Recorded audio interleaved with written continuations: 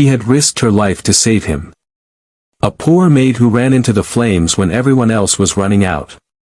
Soot-stained and exhausted, she stumbled from the burning mansion, clutching the small, trembling body of the millionaire's son. Sirens wailed, getting closer, but they were just background noise to the roar of the inferno behind her. As she collapsed to her knees on the perfect lawn, she looked up to see the boy's parents pulling up in their sleek, black car. She expected tears of relief, maybe some words of gratitude, perhaps even a reward. But thanks weren't what she got. Instead, a chain of events was kicked off by 2 whispered words from the boy she had just saved, words that would shatter her world and reveal a truth far more devastating than the fire itself. Section 1, The Gilded Cage. In the sprawling, opulent world of the Cartwright estate, Maya was a ghost. She moved through the massive marble hallways and antique-filled rooms with a quiet efficiency that made her almost invisible. Her days were a blur of polishing silver she couldn't dream of affording, dusting portraits of ancestors she'd never know, and cleaning up the messes left behind by a life of careless luxury. The mansion itself was a masterpiece, a monument to the Cartwright family's immense wealth, but to Maya, it felt less like a home and more like a museum, beautiful, vast, and completely cold. Maya's own life was a world away from all this. She lived in a small, cramped apartment across town, sending most of her meager, under-the-table wages back to her aging parents. Her life was one of quiet sacrifice and deferred dreams. And yet, she had a warmth inside her that the cold marble of the Cartwright mansion could never touch. She found little joys in the smell of rain on the city pavement and in the secret, gentle friendship she built with the one person in the mansion who seemed just as lonely as she was. That person was 6-year-old Ethan Cartwright. Ethan was the sole heir to the Cartwright fortune, a boy who had everything money could buy but nothing it truly couldn't. His father, Daniel Cartwright, was a titan of industry, a man who saw the world in spreadsheets and stock prices. He was often away on business, and when he was home, his presence was a distant, formal shadow. He loved his son the way he loved his other assets, with pride and a sense of ownership, but not with the hands-on tenderness a young boy desperately needs. His mother, Genevieve Cartwright, was a different kind of cold. She was a woman sculpted from ice and ambition, obsessed with maintaining the flawless facade of the Cartwright name. To Genevieve, Ethan was the ultimate accessory, a beautiful, well-dressed boy to be shown off at the right events. She saw his scraped knees not as the marks of a happy childhood, but as flaws on her masterpiece. Her interactions with Maya were clipped and dismissive, the impatient commands of a queen to a servant she barely saw as human. It was in this emotional vacuum that Maya and Ethan found each other. Maya was the one who noticed that Ethan's favorite toy was a small, worn teddy bear he hid under his pillow. She was the one who saw the fear in his eyes when his parents argued behind closed doors. When his mother dismissed his questions, Maya would later find him in the library and quietly answer them, telling him stories of stars and oceans, worlds far away from his sterile life. She didn't do it out of duty. She did it because when she looked at Ethan, she didn't see an heir, she saw a little boy who needed a friend. Lately, a strange tension had been creeping through the mansion's cold air. Maya, trained to be observant, noticed things. She overheard bits of hushed, angry phone calls Genevieve took in the garden, her voice sharp with words like debt and unacceptable. One afternoon, Maya saw Genevieve staring at a thick legal document, the family trust. Her expression wasn't one of concern, but of cold, hard calculation. That same week, Genevieve fired the regular evening babysitter, a kind woman Ethan adored, claiming she was no longer a good fit. She told a concerned Mr. Cartwright that she would handle the evenings herself, a promise that felt completely out of character. The night of the fire, the Cartwrights were hosting their annual charity gala. Genevieve, draped in diamonds, paused at the door to give Maya her final instructions. Mr. Cartwright was already in the car, on a business call. Ethan is asleep, Genevieve had said, her voice empty of emotion. Don't disturb him. We have a new security system. It will be armed remotely once we leave. Just finish your cleaning and let yourself out the back. Maya nodded, her eyes briefly flicking toward Ethan's room at the top of the grand staircase. A strange unease settled over her. Hours later, as she was mopping the kitchen floor, she smelled it. A faint, acrid scent, like burnt plastic. Then she saw it, a thin tendril of black smoke curling along the ceiling from the main hall. Her heart seized. "Ethan," she whispered. The smoke alarms, the brand new, top-of-the-line system, were silent. And in that terrifying silence, Maya knew something was terribly wrong. Section 2, The Inferno and the Whisper. Maya didn't hesitate. She dropped the mop and sprinted, her bare feet slapping against the cold marble. The smoke was thicker in the hallway, pouring from under the heavy oak doors of the study. It was hot, and it stung her eyes and throat. "Ethan," she screamed, her voice swallowed by the huge house. The grand staircase was now a death trap, with an orange glow flickering from the study. Flames were already climbing the walls with horrifying speed. Still, the alarms stayed silent. She took the stairs 2 at a time, her lungs on fire. "Ethan, where are you?" she cried out, her voice now a raspy choke. A faint whimper reached her from his nursery. The door was closed. She twisted the brass knob, but it was already hot and wouldn't budge. With a surge of adrenaline, she threw her shoulder against it. Once. Twice. On the third try, the wood splintered, and the door burst open. The room was a vision from hell. Flames devoured the wallpaper, and in the corner, trapped behind a fallen, smoldering beam, was Ethan. He was curled in a small ball, clutching his singed teddy bear, shaking uncontrollably. "I've got you, baby," Maya gasped, tears streaming down her face. There was no time to think. Maya wrapped her hands in the hem of her thin shirt, took a breath, and lifted the glowing beam. A scream of pure agony tore from her throat as the scorching wood bit into her flesh, but it moved just enough. "Crawl out. Now," she yelled. Ethan scrambled free, and she snatched him up, shielding his face with her body. The hallway was now a roaring tunnel of fire. The main staircase was gone. They were trapped. Her stinging eyes darted around the room and found the window. It was a terrifying drop to the stone patio below, but it was their only chance. She staggered towards it, kicked at the lock until it broke, and then used a heavy lamp to shatter the glass. Without a second thought, she stood on the sill, held Ethan tight, and whispered one last time, "I've got you." Then, they jumped. The impact was jarring. Maya twisted her body to take the brunt of the fall, her ankle snapping with a sickening crack. Blinding pain shot up her leg, but she didn't scream.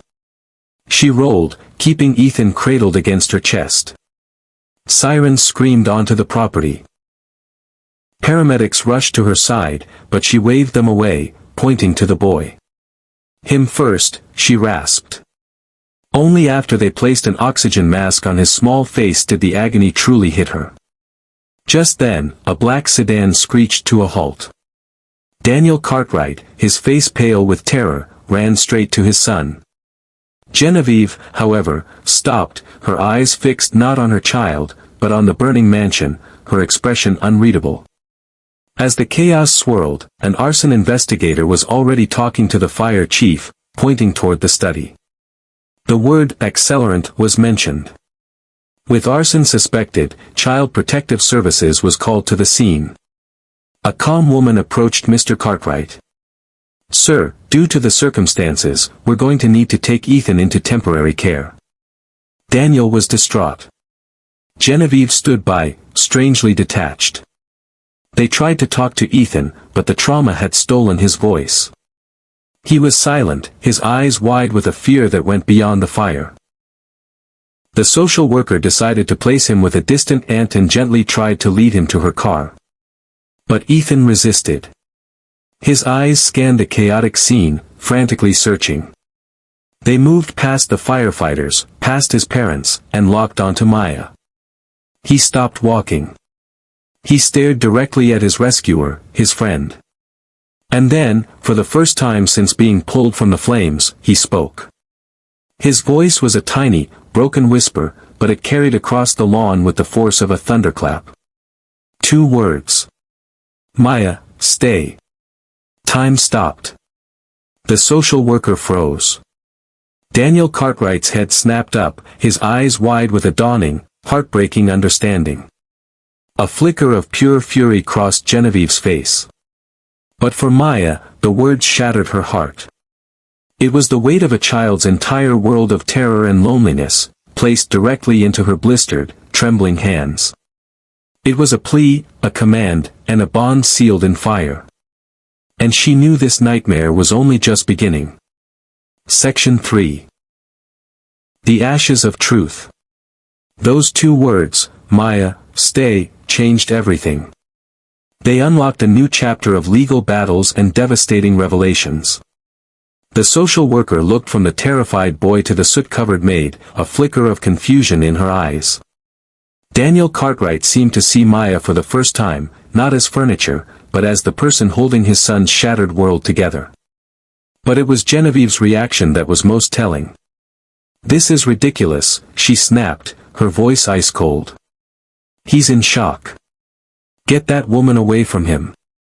The venom in her tone was startling, and it didn't go unnoticed by the grim-faced fire investigator standing nearby. The investigation moved quickly. The arson team confirmed a sophisticated accelerant had been used.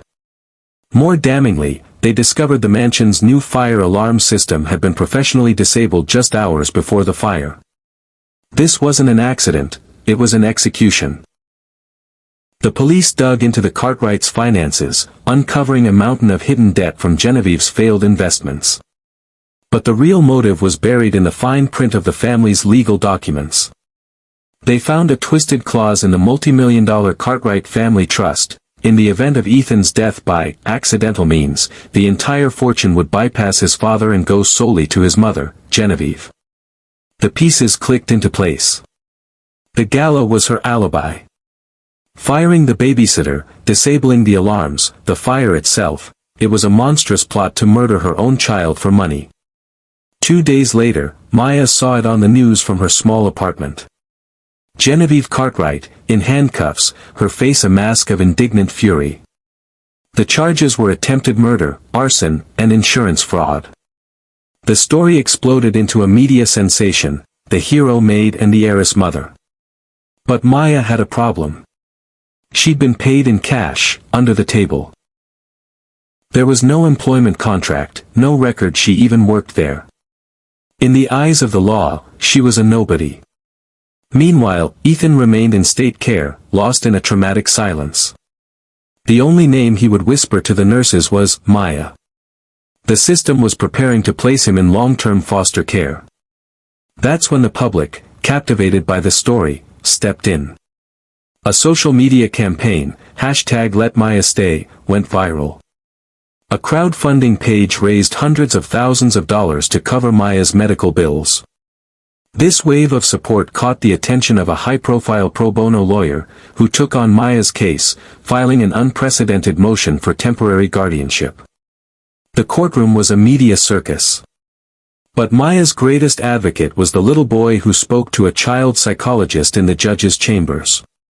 He spoke of the fire, but also of the quiet moments before, of Maya telling him stories, of her listening when no one else would. "She came into the fire for me," he said, his voice small but clear. "I want to live with her." The final, decisive moment came when Daniel Cartwright took the stand. Looking humbled, he looked directly at Maya. "Your Honor," he began, his voice thick with emotion, "for years, I failed to build a home. The only person who showed my son what true love and protection means is that woman right there." He pointed a trembling finger at Maya. "She has no legal right to him, I know that. But she has a moral right. I'm asking the court to let her stay. Let her be his guardian. She has more than earned that right." In a stunning and compassionate ruling that made headlines, the judge granted joint guardianship. Maya, the invisible maid, would be Ethan's primary caregiver, with Daniel providing full financial support and retaining his parental rights. Conclusion. The story didn't end with the bang of a gavel, it settled into a quiet, peaceful new beginning. Maya, Ethan, and a transformed Daniel Cartwright moved far away from the city. They bought a warm, comfortable house with a big backyard, a home filled not with priceless antiques, but with laughter. The Cartwright fortune was now used to fund a fire safety foundation in Maya's name. Maya was no longer a maid. She was a guardian, a student taking online courses in child psychology, and most importantly, she was a mother. Daniel became the present, patient, and loving father Ethan had always needed. One evening, as Maya tucked Ethan into bed, he held his singed teddy bear, the last relic of their ordeal, and looked up at her. "You know," he said thoughtfully, "I'm glad the fire happened." Maya's heart caught in her throat. "Why would you say that, sweetie?" "Because," he said, his eyes clear and bright, "it burned down the old house. And it brought me you." She kissed his forehead, her own tears falling softly onto his pillow.